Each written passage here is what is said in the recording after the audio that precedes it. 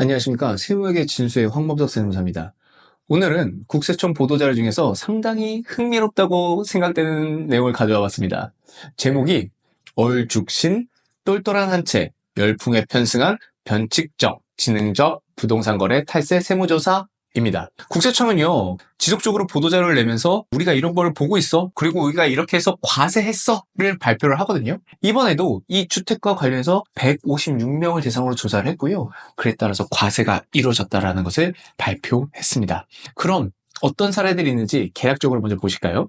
첫 번째, 편법 증여받거나 신고 누락한 자금으로 고가 아파트를 취득한 혐의자. 두 번째, 가장매매, 부실법인 끼워넣기 등 지능적 탈세 혐의자.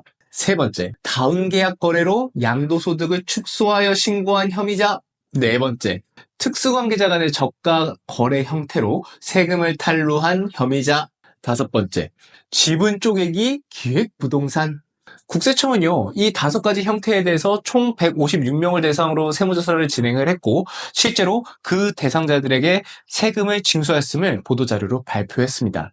그러면 지금부터 어떤 사례에 대해서 과세를 했는지 하나하나 확인해 보도록 하실까요?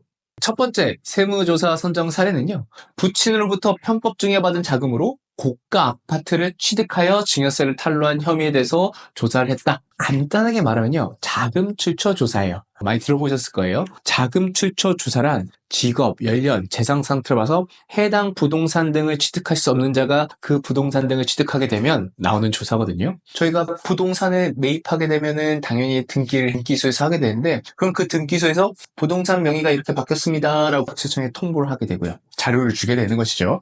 국세청은 그 자료를 보고서 이 사람이 실제 이만한 부동산을 취득할 수 있는 능력이 되는지를 검토하게 됩니다. 국세청에는 자료가 많습니다. 이 사람이 얼마만큼의 소득이 있었는지, 그리고 얼마만큼의 신용카드를 사용했는지, 이런 내역들이 다 있기 때문에 이거 살 수가 없을 것 같은데 샀네? 그러면 이것은 증여받은 것으로 추정해야 되겠다라고 판단하게 되는 것이죠. 그렇기 때문에 충분한 여유가 되나? 그리고 또 대출이 가능한가? 이런 것들을 종합적으로 다 분석해 보신 다음에 부동산을 취득하셔야 되지, 덥석 잡고 나서 그 다음에 어떡하지? 하면 그때는 늦을 수 있다는 거 미리 말씀드리도록 하겠습니다. 두 번째 사례는 무엇일까요? 바로 가장매매였습니다. 다주택자가 1세대 1주택 비과세 혜택을 받기 위해서 가장매매하는 수법으로 양도소득세를 탈루했다라고 보는 사례인 거죠. 자, 예를 들어서 보겠습니다. 제가 2주택자입니다. 하나의 주택을 팔려고 해요. 근데 이 고가주택을 매각하려고 하는데 비과세 받는 경우랑 비과세를 받지 못하는 경우 색이 어마어마하게 큽니다. 그렇기 때문에 이 주택의 매각에 대해서는 무조건 비과세를 받아야 될 것 같아요. 그럼 어떤 행위를 하죠? 내가 가지고 있는 다른 작은 주택을 특수관계인에게 매각하는 형식을 취하게 됩니다. 그러면 공부상 저는 몇 주택자죠? 1주택자입니다. 그런데 국세청에 봤을 때, 너 이거 단순히 이 주택에 대해서 비과세를 받기 위해서, 조세를 면탈하기 위해서 이 가장행위를 한 것이 아니야? 라고 보게 되는 것이죠. 그럼 어떻게 되죠? 이 주택이 갔다가 돌아온 것은 단순히 너가 1세대 1주택 비과세를 적용받기 위해 한 가장행위에 불과하니 이 행위는 인정할 수 없어. 그러니까 너는 1세대 1주택의 매각이 아닌 2주택자의 매각으로 봐서 과세할게 라고 양도소득세를 과세하는 것이죠. 보도자료에서 세 번째로 나온 내용은 무엇일까요? 부실법인을 활용한 내용이었습니다. 부실법인을 거래 중간에 끼워넣는 수법으로 양도소득세를 탈루했다라는 혐의를 갖는 자에 대해서 조사를 했고, 그에 대해서 적출을 했다라고 보도자료를 낸 것이죠. 자, 구조는 이렇습니다. 양도인 갑이 있고, 부실법인, 결손법인인 을이 있고, 그리고 실제 토지의 양수법인인 병이 있습니다. 그리고 갑은 이 을, 부실법인, 결손법인을 팔 때 부동산은 싸게 팝니다. 내가 취득한 것보다 싸게 팔아서 마치 양도 차손을 낸 것처럼 해서 신고를 하게 되고요. 그리고 이 부실법인은 이 토지를 매각함으로 인해서 그 차익이 많이 났겠죠. 차익이 많이 났음에도 불구하고 이전에 결손이 있었기 때문에 그 결손금과 이 토지 매각에 따른 차익이 해증이 되면서 세금을 부담하지 않게 되는 것이죠. 그리고 양수법인인 병은 여러 가지 행위를 통해서 그 돈을 이 갑에게 지급한 형태를 하게 됩니다. 자, 그러면 사실 이 구조에서 세금이 안 나왔죠. 양도 차손이 나오고 법인 결손이 나왔기 때문에 세금이 안 나왔는데, 국세청에서 이렇게 보고 있습니다. 야, 너 이거 단순 가장행위잖아. 중간에 부실법인 을을 끼워 넣어서 단순히 조세 면탈을 목적으로 활용한 것에 지나지 않아. 그리고 그 실질은 너 양도인 갑이 양수인 병에게 바로 부동산을 매각한 걸로 봐서 과세할게 라고 하게 된 것이죠. 이것 역시도 실질과세 원칙을 적용한 것이고요. 해당 행위를 함에 있어 조세회피 목적의 정당한 사유가 있었음을 증명하게 되면은 다투볼만 하지만 이 납세자 역시도 그걸 증명하지 못했고 결과적으로 이 납세자가 이 병법인의 바로 부동산을 매각한 걸로 봐서 양도소득세 및 가산세가 추가 과세됐다고 국세청은 발표했습니다. 국세청 보도자료 네 번째 사례는요, 다운거래입니다. 다운계약서 쓰는 거죠, 사실은.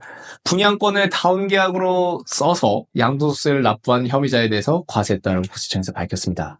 분양권이요, 원래 20억짜리라고 했을 때, 그리고 취득가액이 10억이라고 하겠습니다. 10억에 취득해서 20억에 팔게 되면 차익이 10억입니다. 그 10억에 대해서 세금을 내야 되는데, 만약에 실제로 20억에 매각함에도 불구하고 계약서를 15억짜리로 써버리는 겁니다. 그러면은 10억에 취득해서 15억에 팔았으니까 5억에 대해서만 양도세를 부담하게 되는 것이죠. 그러면 세금을 많이 다운시키는 것이죠. 세금을 다운시키고 이 사람 입장에서는 가액 자체는 낮아지지만 그럼에도 불구하고 20억을 다 받게 되는 것입니다. 어떻게 받게 되냐면 뭐 계좌이체로 15억을 받고 현금으로 5억을 받는다든지 이런 식을 통해서 다운 계약을 하고 그에 따른 대금 지출을 하게 되는 것이죠. 결국엔 다운 계약서를 작성하고 분양권을 매각한 사람은 양도소득세를 탈루하게 되는 현실이 발생하게 됩니다. 다운 계약서는요, 사실 실무상 매우 많이 발생합니다. 그럼에도 불구하고 금융조사를 하게 되면은 들어오고 나간 게 보이게 되잖아요. 형식이 어땠건 사실 이 부분에 대해서는 조사가 가능할 것이고 그리고 그에 따라서 과세가 될 가능성이 상당히 높은 점 말씀드리도록 하겠습니다. 국세청 보도자료 다섯 번째 사례는요, 특수관계자의 직거래입니다. 자녀에게 아파트를 저가에게 양도하는 수법으로 양도세 및 증여세를 탈루한 혐의가 있다라고 하는 것이죠. 저희가 특수관계인 간의 아파트를 거래할 때는 무엇으로 가액을 책정해야 될까요? 시가죠. 근데 시가가 없는 경우에는 시가로 인정되는 가액을 쓸 수 있습니다. 그 시가로 인정되는 가액은요, 감정가액이 있고요, 매매 사례가액이 있습니다. 그리고 요거 두 개가 없는 경우에는 유사 매매 사례가액이라는 게 있습니다. 근데 아파트를 만약에 20억짜리를 10억에 매각하면은 어떤 효과가 발생할까요? 자녀 입장에서는 20억짜리를 10억에 샀으니까 얼마나 싸게 샀죠? 10억을 싸게 샀죠. 그러면은 국세청에서는 너 10억 증여받았네, 그렇게 판단하게 되는 것이고요. 이러한 사례들에 대해서 국세청에서 매각자에게 양도소득세를 추가 과세하고 저가 매수한 자에게 증여세를 과세한 사례들이 많았다라고 보도자료를 냈습니다. 국세청 보도자료의 마지막 여섯 번째 사례는요, 바로 기획부동산 사건이었습니다.